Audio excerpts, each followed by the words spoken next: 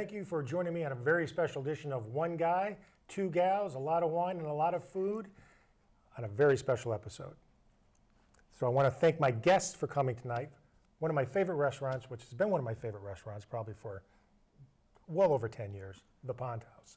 We have Chef Ani Robaina and Monica Merrill, who is the general manager of the Pond House, I believe, correct? Cafe manager. Cafe manager. And I want to thank you both for coming on the show and bringing what looks like a great assortment of some of your appetizers. And I wanted to do a show that, I know you guys have a beautiful rose garden in the summer. And even though it's the fall, winter when people are going to be seeing this show, I wanted to do a sort of a rosé type show to highlight the Pond House Rose Garden, hence the rosé wine. Love it. So hopefully we will not be in for an unfortunate experience with my choices tonight. So thank you for joining me. Thank you for having us. So before we even get into anything, how long have you been the executive chef now at the Pond House? 2.5 years. 2.5 years. Yes. And Monica, I know you said you've been a year now, I believe, correct? Just about a year, yeah. And people who know the Pond House, it's a beautiful setting. Please check it out. We're going to give you more information about that before the end of the show. So what we're going to start off tonight is a 90-plus bubbles, a rosé bubbles. It's an Italian bubbles.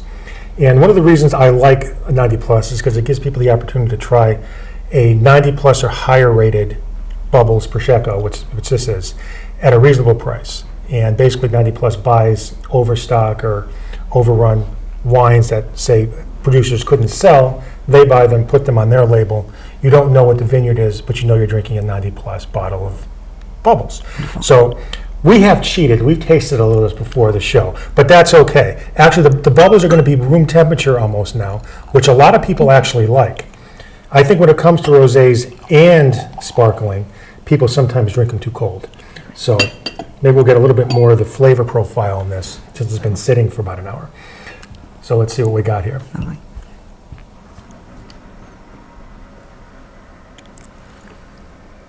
Yeah, it's still got a nice little chill to it, actually. And Perfect temperature. what I think is interesting about our first choices, and we may or may not try them, is your delicious Cajun-style eggs from the Pond House. One of my favorite appetizers of the Pond House. Tell us about those. So it's, we start with a little bit better than your average deviled egg. We cook the eggs, we do a really rich and luscious egg filling. Then we top it with a little bit of Cajun shrimp salad. There's a little bit of curry aioli here, and they're just really a delicious way to start your meal, start with your wine, open up your palate a little bit. And they do, and it's really got a nice little bite. It's really, really good. It does. It cuts the richness of the egg, which sometimes, deviled eggs can be really heavy and rich, and so this is a nice way to sort of, balance out all that. Are you a fan of the deviled egg, Monica? Yes, I am, very much so, actually. Because deviled eggs, sometimes people see them, they get afraid that's going to be too spicy. And in this case, you want the spice because that's the whole point of it. Absolutely. Yeah. But I tried to, you told me, you didn't tell me what you were bringing, but I sort of had a feeling what you were bringing. So everything on the table, including our final red, should pair well both with everything you brought tonight. And sometimes eating on the show can be a little loud. But you know what? Since I'm the host, I'm going to try the egg and taste the bubbles and see how it goes. And I have a feeling I know how it's going to be.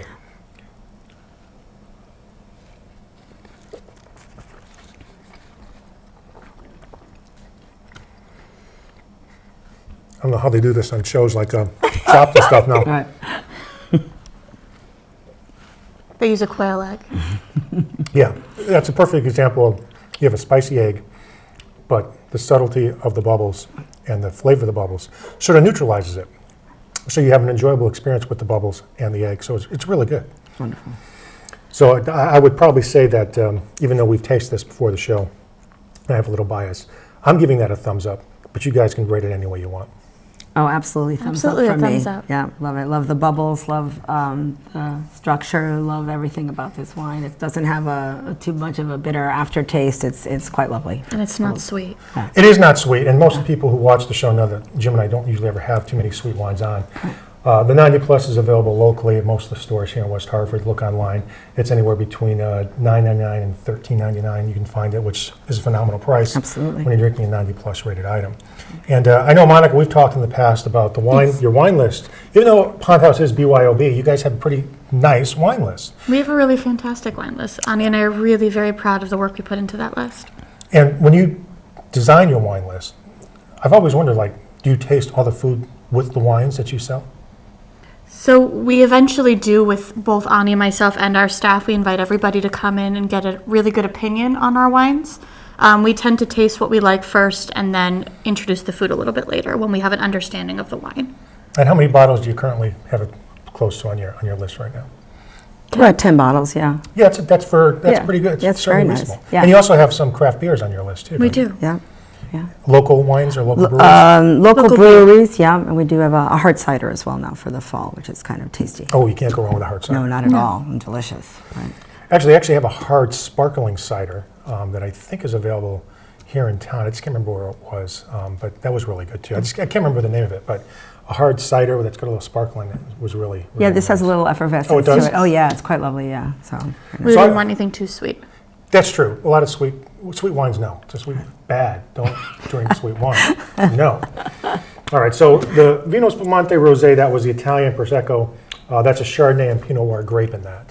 And I know we talked earlier, I think you can definitely get the Pinot Noir grape in absolutely. there. Yeah. Really phenomenal, great value, and would certainly go great for the holidays, New Year's and Christmas and Thanksgiving. So thumbs up on that one. Absolutely, thumbs up. So our next one, and I know Monica, like me, is a big fan of the French wine. So we Little have wine bias. the Rosé d'Agneau 2016, and what we're going to have here, you're going to notice a darker color right off the bat, which I like. And people automatically think that if it's a darker color, it's going to be sweet, and that's not the case. It's really just a question of how long the grape skins are kept in during the fermentation process. And I know we talked earlier, the grapes in this are a Cab Franc and a Grelou, which none of us have been very familiar with. Nope. Turns out, where was it from? Loire Valley. Loire Valley. Yeah, very nice. And pale pinkish color.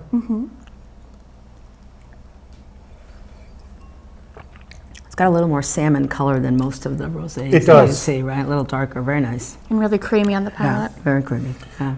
I still have a little bit of egg residue in my mouth, and that really just cut it. It's really delicious.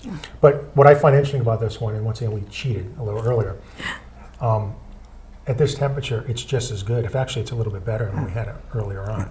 And I think it's opened up a little bit more. It has it almost drinks a little bit more like a light red than a right. The rosés do drink better as a white. So I think a little warmer. I think rosé still Suits its wine. scare people. Do you guys sell a lot of rosés at the Pond House? We do, We but do. it's an education process, right? Because I think people have the old, thing that it's a sweet wine. Yeah. I think White Zinfandel has ruined rosés for a lot of people, and so it's sort of just getting everyone to understand that it's not a very sweet wine. It's elegant and it's really nice. But that's changed a little bit because rosés now you do see everywhere. You walk into Yeah. any wine store, there's whole sections now that just have rosés. And as long as you know what you're looking for, and I think, Monica, you can agree with me here, you're never going to usually go wrong with a French rosé. I completely agree with you. You're going to get it dry, you're going to get the terroir, the mineral aspect of the rosé. You will never be overpowered by sweetness with a No. rosé.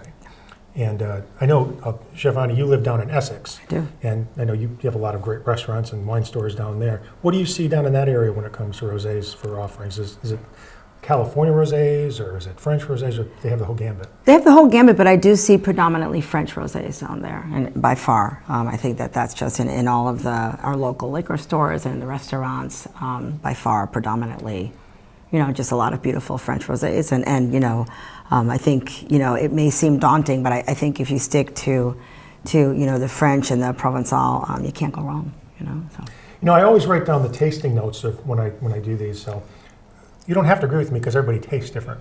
So I see raspberry, plum, strawberry. I don't get the plum unless it's maybe on the aftertaste. I get a little bit of the plum at the end. That little stone fruity, maybe more of a nectarine than a plum. But the three combinations of the fruit, I think, are there. It's just I don't really get the plum flavor. I'm thinking more maybe like a prunish type flavor, which I guess is almost the same thing when you think about it.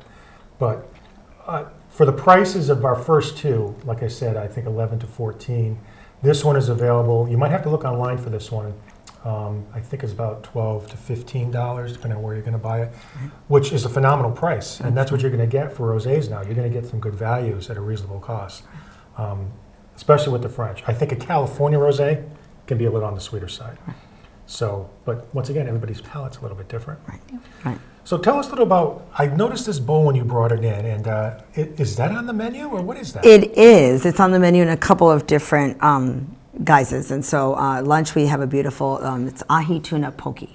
And it's a nice raw tuna that's diced up, and it has a miso cream and vegetables, a little wasabi underneath, and those are wontons. And you can get that as an appetizer. And then we have a lunch entree that also comes along with some black sushi rice and avocado and just really beautiful things. So It looks beautiful, and Yeah. I love tuna, and I know there's all different types of ways to prepare tuna. Do you guys get your tuna locally, or like what do you guys shop for your seafood? and we do. stuff? Our seafood purveyor exclusively is Gulf Shrimp and out of Southington, and they do. They're one of the few fish purveyors around that actually has their own buyer that goes to the fish markets in the morning, and so whatever they bring us, we know is excellent, and we can serve it raw and feel good about it. And so I'm looking at that, and my mouth just wants to sort of sink into the bowl, but this is a show where people don't want to see food all over my face. I love the presentation. It looks fantastic. Thank you. And is that, like I said, that's available on your lunch menu? That's available Yes. both lunch and dinner. It is available on dinner? Yes. I don't remember seeing that last time. Yeah. It's one of our starters, and we Yeah. also do a pan-seared Yeah. version as an entree. Yeah. That's right. Right, That's so- right. So once again, I'm biased on this one. I've had this one, so I'm going to give this one a thumbs up. I can't really think of anything negative to say about it. So No, I think it's delicious. I think so. I think it's once again, if delicious. you don't like it, just say, "Bob, this stinks." You can have this back. So when it comes to reds at the Pond House, how many reds do you currently have available? We have four, I believe. Yeah. And what are the varietals for the Pond House reds? We have a Cabernet, a Pinot Noir, a Merlot, and a Rioja. Oh, and we have the Zinfandel too, the barrel-aged bourbon Zinfandel.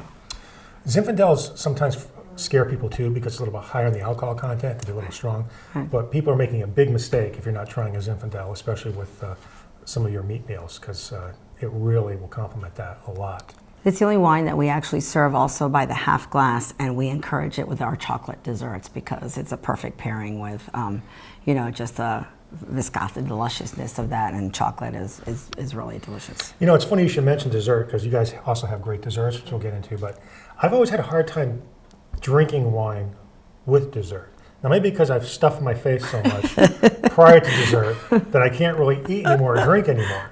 But chocolate, and we did a chocolate pairing show maybe 3 or 4 years ago, and I know Jim brought at least 5 or 6 different types, salted, caramel.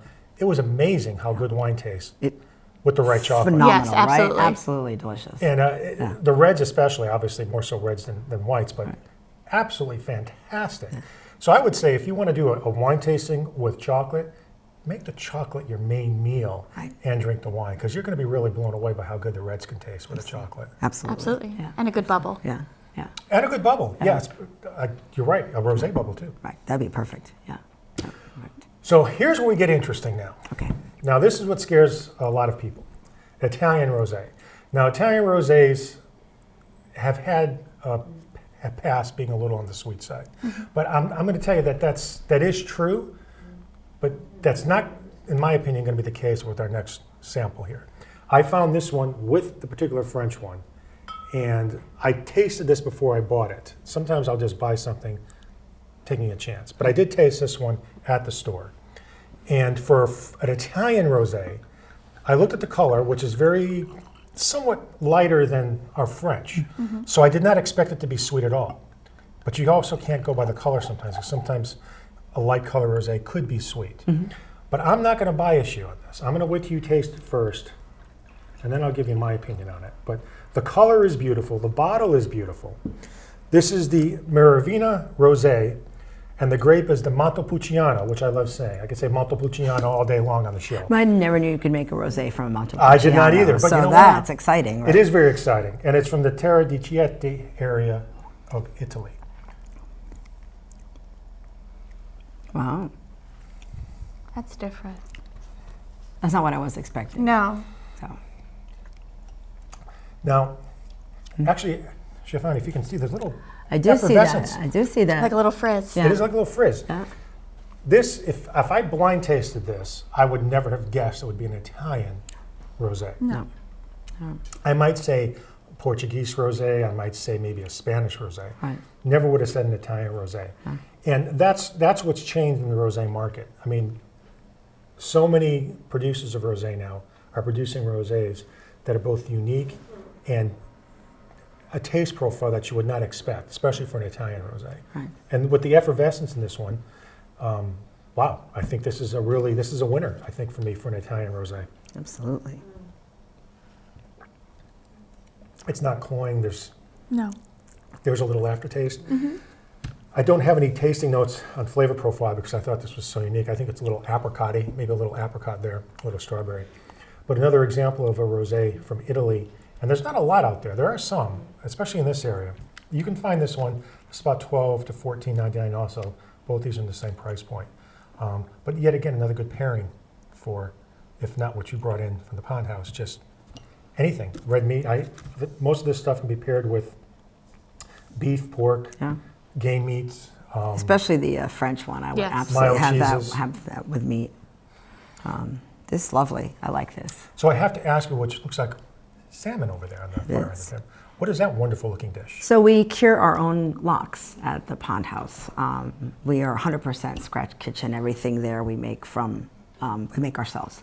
And so that it's a house cured salmon. We cure it with salt and sugar, a little tequila, some dill, some herbs, and we let it sit in 24 hours, and then you have really spectacular, I might say so, lox. It looks spectacular, and once again, it's on the far end of the table. So I might have to ask Monica to pass that down because I think I have to try a little of that with what remains in my glass. That looks spectacular. Why don't you guys talk for a moment while I put this in my mouth? Absolutely. So I think when we try and do our appetizers, we are aware that everybody is having something different to drink. And so our goal is to make things that have a lot of flavor and a lot of character in our food so that it will stand up but not overpower what anybody's drinking. You know, if they're having a rosé or a cocktail or a red or a white, our goal is that, you know, the food stands on its own and hopefully, you know, it can go with just about everything you're having. Well, I think that's one of the things that I've always admired about your menu for many years. It's so eclectic. Mm-hmm. I mean, you have things in your menu that you're not going to find locally here in town, which I love. And in general, I don't think I've ever had a bad meal at your restaurant. And I've tried mostly everything on there that I would generally order. I know the short ribs are probably big right now as it starts getting a little cold. It is. It's Yes. becoming quite large, yeah. And people love Popular. short ribs. They do. Yes, Especially very much so. when it gets a little cold Yeah. and That- red wine. Yeah, correct. So, you know, we try and do that, and actually we're doing that right now with a horseradish spetzel. It's pretty, I love yeah, horseradish.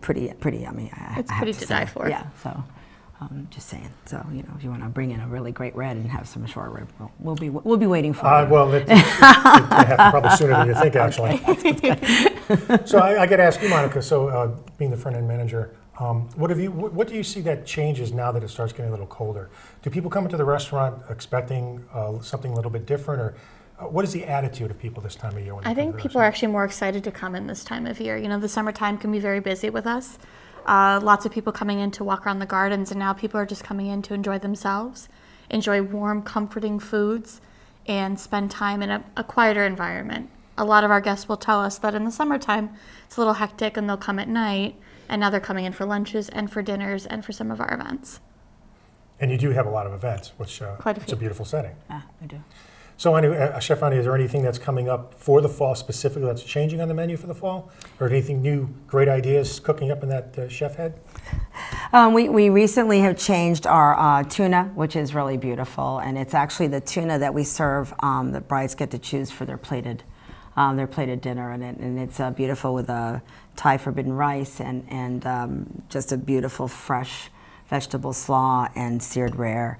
And we're loving that. We have a beautiful pumpkin risotto with our chicken now, and a brown butter balsamic sauce, and just really all kinds of flavors that you would love. The horseradish pretzel with the short rib, and just really beautiful. A winter niçoise salad. We sort of love to winterize all of our summer dishes and really turn them around and make them, appropriate to the season. So. And you guys are doing classes now too, I believe, correct? We do, For, yes, yeah. For cooking and so forth? Yes, we've had great success with that. They're highly enjoyable. We had a great Halloween one last week. And then we're doing a Thanksgiving cooking class, and we're doing a food and flowers class. And that information available on the Pond House website? Absolutely, yes. Yep, just yeah. go to the Pond House Thanks. website, Yeah. just type that in, and you'll get all that information too. So Perfect, and that's where you buy your tickets and sign up, so it's perfect. Thank Awesome. you. Yeah. Fantastic. Yeah, love it. So now we're going to go into the red. So the red's an interesting one. The Cuvée red, the Tempranillo I've had on the show many, many, many years ago.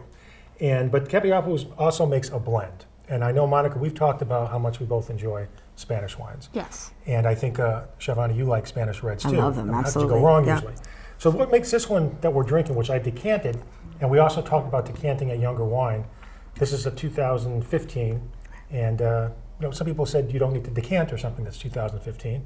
But as we talked about earlier before the show started, that there are some people saying you can decanter a younger wine. Well, this has now been decanted for some time. So it's going to be interesting to see. I wish we had tasted it earlier to see how it tasted. Right. But so what we have here is a 2015. It's a Grenache, Tempranillo, and a Cab. I think it's pretty much evenly split between the three. And I know the Tempranillo, the Kepi I had, that's all Tempranillo, is very good. And the alcohol on the Kepi Tempranillo is 13%. This is about 13.2. It's a tad bit higher. But I'm curious to see what you're going to think of this particular one with 3 grape varietals for a Spanish red and a young wine.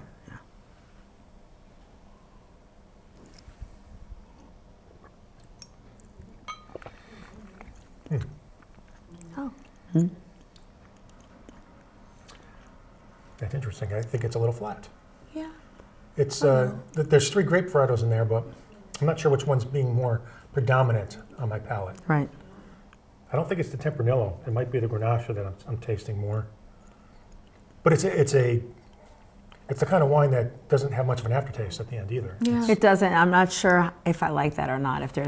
Sometimes I like a longer finish, and that's versus an aftertaste. So I don't know. I want to taste it again. I mean, I get a little bit of tannin in the jowl after, but it's not long lasting. Yeah. I mean, there's a place for a wine like this, I think, and I think most New World wines, which Spanish wines are considered, are meant to be drunk young a lot of times and drank easily because most people in those cultures are drinking wine almost every day with their meals, and you don't want something that's too overpowering. That could be what we're tasting here. We're tasting a wine that's maybe meant to be drunk daily with your meals instead of something that you're sipping over and having an in-depth conversation about the world events or something. It's a very easy to drink red. Certainly. Yes. Yeah. Very nice. And it doesn't have the super tannin that sometimes can be overpowering in the Tempranillos. But there's nothing complex there. No. There's nothing complex there. No. So price points for the Cap, the Tempranillo is I think $13.99. The Cap blend I think was around the same price point, $13.99. And I think you could have expensive Spanish wines, and I've had expensive Spanish wines on this show. But I think the comfortable range for most Spanish reds are between $10, $15, $16. I think you're going to find a good choice to choose from in that category. Yeah. So, but I'm going to give this one mixed reviews because I expected a little bit more power in that profile when I first took that sip. You would think so with those 3 grapes, right? You would definitely think that. Absolutely, yeah. You would definitely think that. yeah. And here's the tasting notes on this one. I got cherry color, ruby rim, spices, fruity nose. It's definitely fruity, but not like a Cocoa Pebbles type fruity or Fruity Pebbles type fruity. It's very mild fruity. It is very mild Yeah. fruity, and I think you sort of, I don't know, something that everything kind of the spices and all that stuff kind of, it's all maybe Mellow. one-dimensional. I'm not sure, is that a good word, or it's a little bit not as Yes. complex maybe. That I think you would love to see more of that. I smelled a complexity. peppery note, and I didn't taste that peppery note that I smelled. I'd It's have funny to- you should say that because definitely that has to do with the spices. Absolutely. It's there, It's but it there. doesn't linger. It doesn't. yeah. So, I mean, you're not going to spend hours analyzing, the characteristics of this wine. But once again, you don't need to. Correct. This is a drinking wine that you can pretty much drink with most foods. It's not going to offend most people. You're not going to say this is disgusting. And there's a lot of wines in that price point that aren't very good. So, I mean, Correct. It's a halfway decent red that you can drink for a lot of different occasions. Absolutely. So, all in all, I'm going to still give it a half thumb. So, I'm with you. half Yeah, thumb. halfway. Absolutely. Half thumb. Perfect score. All right, so we're going to go back our remaining time of the show, I'm going to go back to this because this is now warmed up just a tad bit more. Okay. And I'm always curious about what people think about the taste of rosé as it does warm up. And a good rosé, no matter what the price point, should always taste good at room temperature. And in general, my co-host would say he prefers rosés at room temperature. And I think what you're going to find for cheap rosés, and I hate to keep going back to California rosés, but and it's not that they're cheap, but I find California rosés do not taste as good. They're hard, right? They're a little hard on the palate, I think, and they're, they aren't quite as elegant or well made as this. So, Still good. Still great. Still good. this is by far the most complex of all the wines, I think. I that are- completely that agree are with you. Out there Yes. on the table. There's a lot going on there, and it still lingers. Absolutely, it's delicious. It really is. Yeah. So in our remaining minute and a half, I believe, of the show, is there anything you want to plug for other than what you talked about? Anything coming up for New Year's for the Pond House? We have our anti-New Year's dinner, which is just a regular, wonderful dinner. No fuss if you're not looking to have a big, complicated evening, but fantastic food and drinks and wine. We'll be serving till 9 or 10 o'clock on Monday night. And then we have New Year's Day brunch, which is what better way to start your year than, big, beautiful brunch. And at you the keep Pond the House. menu the same, right? You don't change anything? We don't change anything. Which is good, because a lot of restaurants do, and you're not going to get the same amount of food or the same good food because they're pumping out different food. It's just not the same. No, No. and You got to stay away from that. Right. Pond House is the way to go. Are you working that night, Monica? I am always working that night. Well, I want to thank both my guests for coming on. I know you from Essex. I appreciate you coming up here for the show. My pleasure. And Monica, I think you're in Westport. Watertown. Watertown. And like I said, Pond House has been one of my favorite restaurants for forever. So it's been a lot of years since I had anybody from the show, restaurant on the show. I'm glad you guys can finally come on and talk about some of your great food, some of your great dishes, and some of your great events coming up. So thanks again. Thanks for having us. Yeah, So thank once you. again, I want to thank all my viewers for watching. Jim, sorry you're missing this one in Boston. And until next time, keep me, Chef Ani, and Monica in your wine cellar.